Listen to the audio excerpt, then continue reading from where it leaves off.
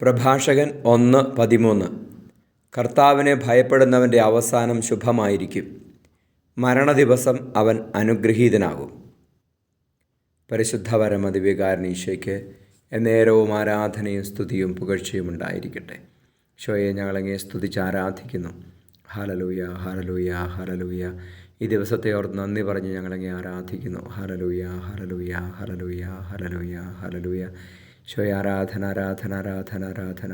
കർത്താവേ, ഇന്നത്തെ ദിവസം മുഴുവൻ അങ്ങയോടുള്ള സ്നേഹത്തിലും ദൈവഭയത്തിലും ജീവിക്കാൻ ഞങ്ങളെ സഹായിക്കണമേ. ഞങ്ങളുടെ ശിഷ്ടകാലം മുഴുവൻ, ജീവിതാവസാനം വരെ ദൈവഭയം, ദൈവഭക്തി ഞങ്ങളിൽ വർദ്ധിപ്പിക്കണമേ.